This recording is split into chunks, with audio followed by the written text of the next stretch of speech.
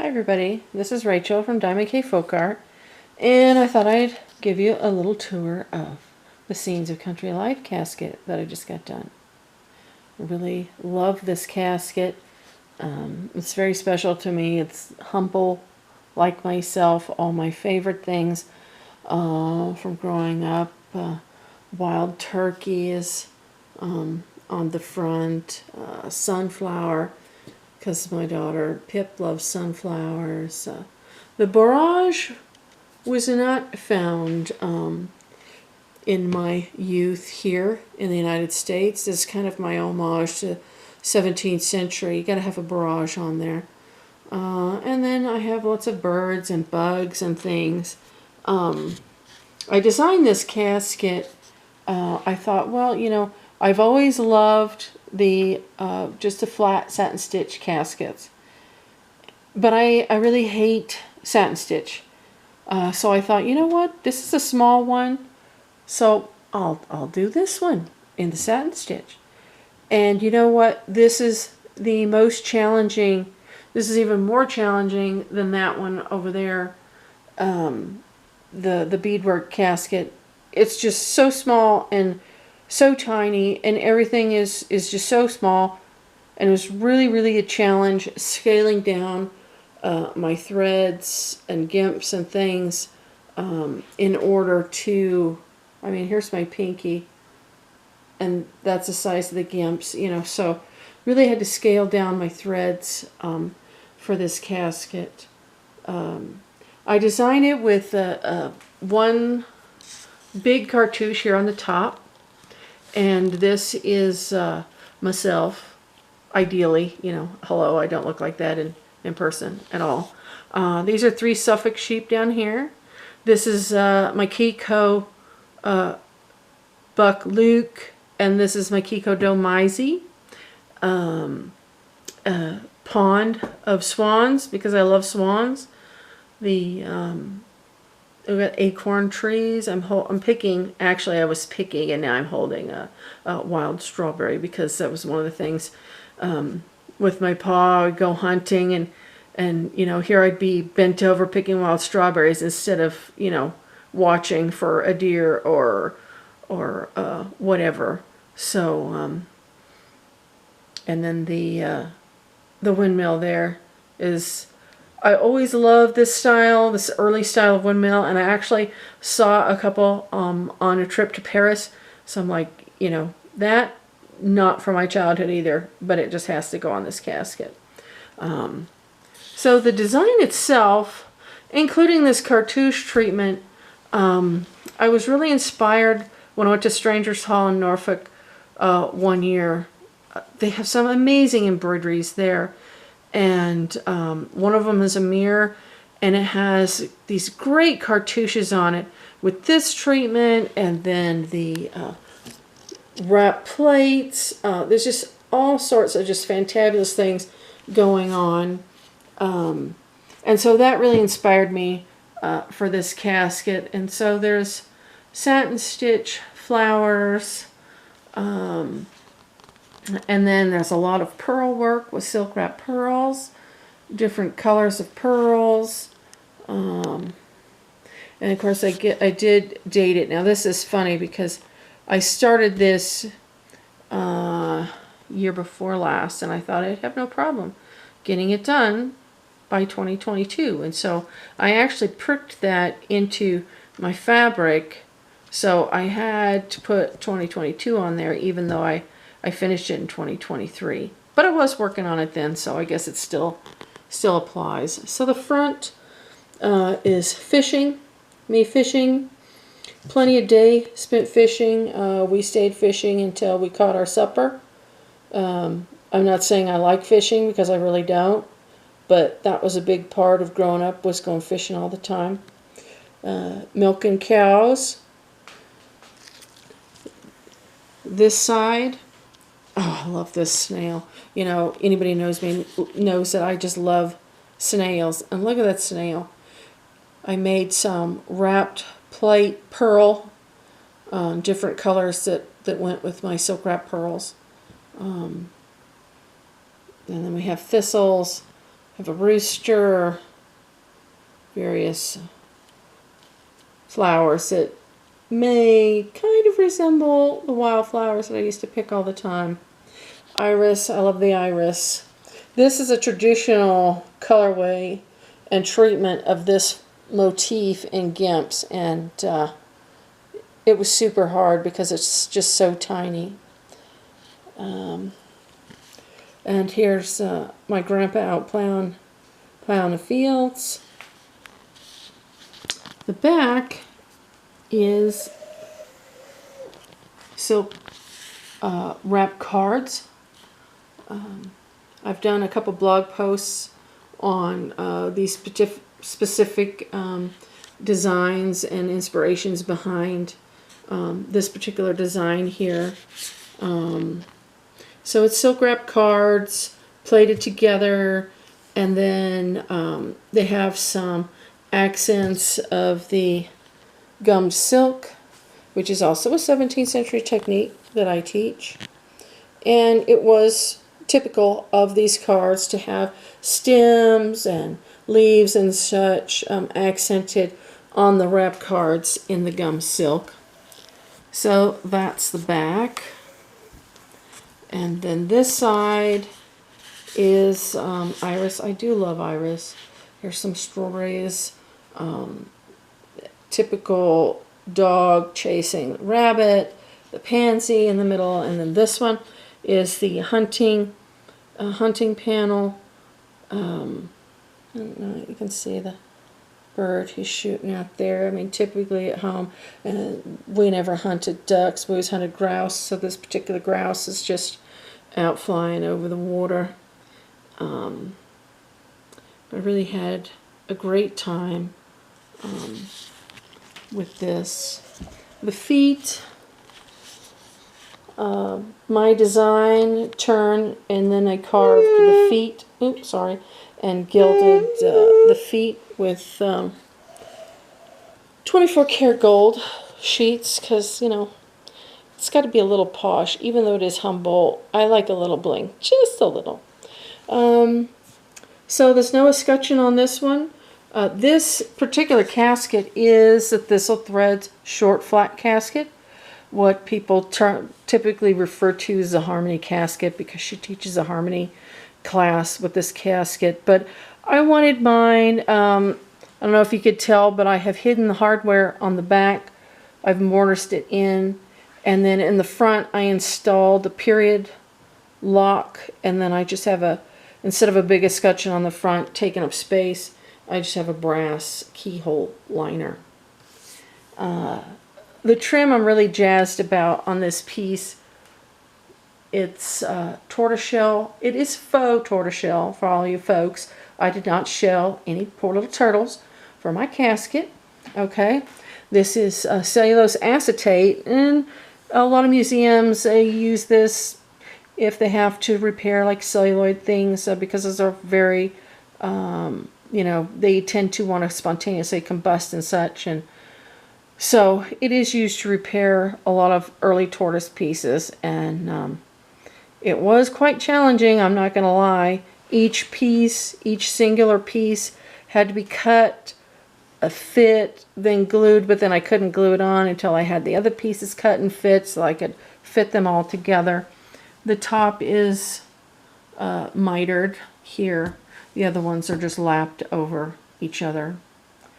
What else on the top? I have these really great little, I love those little ornaments.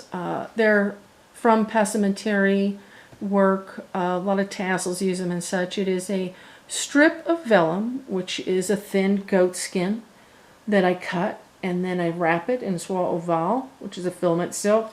This whole casket is done in nothing but soie ovale, just different plies of the same.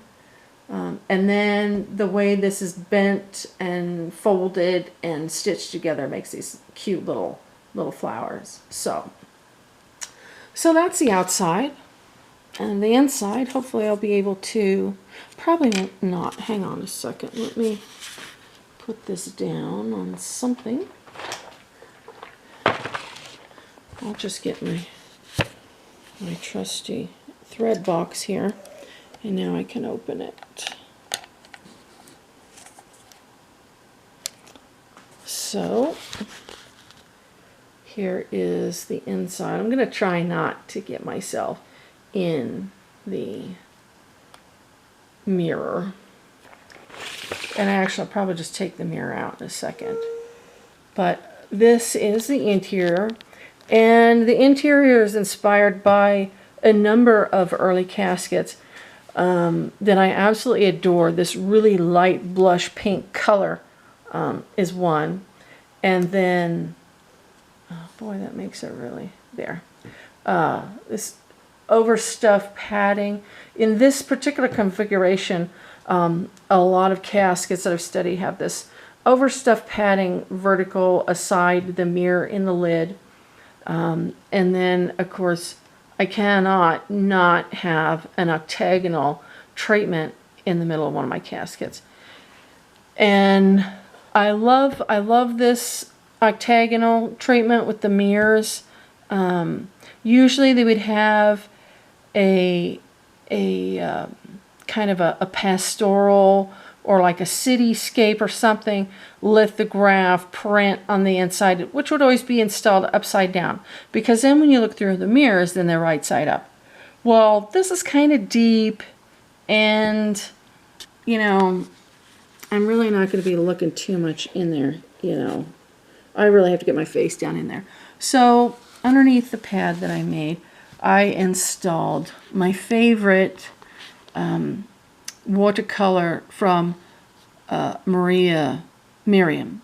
Now she is, all sorts of folks are talking about her lately, which is great, but she was just a really, really fabulous early scientist, actually. One of the first, if not the first female.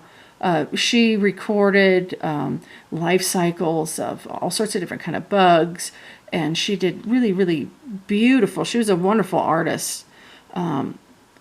So her book was published, and off the top of my head, I couldn't tell you the exact name of it, but it was published in 1705. So this is my favorite piece from her, and it's actually cut down as a large vase of floral arrangement. And then I had it professionally printed, and then I waxed it. I'm sure I have a YouTube video on how to wax papers. So just look back in my videos if you want to see how to do that. But back to the octagonal treatment. It was fun to do this, and this is my own design configuration in the front, as was with my beaded casket. That lid configuration was my own, because the one that inspired me in the Fitzwilliam in Cambridge didn't have any secret compartments in the lid. It was just a flat lid. And the same with these, you know, a lot of them say there isn't anything in these funky little areas here on an octagonal inside of a casket, but you know, they love their secret compartments, and there is no way, in my opinion, that there is not some way to access those little areas. And so in mine, I made lids, and so each little snap-in lids, so each one of my compartments are accessible. Then we have the letter compartment, stationery compartment here in the back. We have this great little padded compartment here. And I am going to be running a class on interiors. So if you would like to make your own interior for any size, shape, want of a casket, a box, a tube, a jar, you could use my techniques and make a smashing interior for anything. That'll be coming up soon. I had this really great antique scent bottle that just went so well with this interior. And it has my favorite carnation water in there. So that's in there, just a touch of velvet in the bottom of the cavity for that.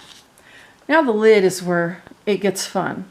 So I made these overstuffed compartments that just lift out like this. So it has these compartments in it. And then as well, the mirror, there's a little compartment behind the mirror, of course, because you guys know how much I love my compartments. So this was interesting, they're just like a big puzzle box. You want to do something, so you just have to figure it out, like a big puzzle. How can I do that? These papers are kind of a blue-gray, actually. You wouldn't think it would go with pink, but I stamped them myself. And I think there's 7 different designs all together around the edges. But they're a blue-gray that goes with this is an early version of the interior tape trim that has a bluish-gray cast to it. Now I'll set you down in here just for a second. Have a look at my camera so I can tip this mirror out. So the mirror then tips out, and I'm just wearing gloves because I don't want to snag anything. And then inside, behind the mirror, is my girl. Now, I got my start, I guess, in the professional world in doll making reproduction dolls. So I wanted to do one figure that is the same technique as like if I would be making a doll. So I sculpted her bust, and then I dressed her 17th century style, but in silk, tissue silk, instead of like making a needle lace type of a cloth. So, and then her cartouche and surround matches the one on the top. She has a real garnet and real pearl jewelry, lace on her cuffs, and then her hair, I'm actually really, really proud of how it came out. Her hair is my hair. I treated it a certain way. I was studying early hair work, and I just wanted to try it out. And so I think it came out great. But yeah, this is my hair. And so she is just hanging out in the middle of the casket. So there's a peek into my Scenes of Country Life casket. And I hope you enjoyed it. And if you are on Instagram, even if you're not, you should get on Instagram, because every day that I worked on this casket, I posted my stitch in progress. There was no fast forward, there was no rewinds, it was just whatever I did that day is what I put on there. And you will see that just a little tiny bit each day, and no time at all, bam, your casket is done. So if you have one, I highly encourage you just to do it. You're not getting any younger, your eyes aren't getting any younger, your health's not going to get any better.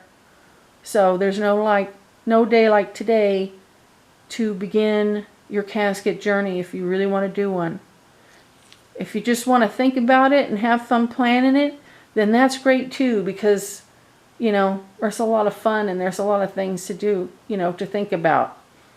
But if you really want to do one, just start it. You can't ever finish if you don't start. So, happy stitching, everybody.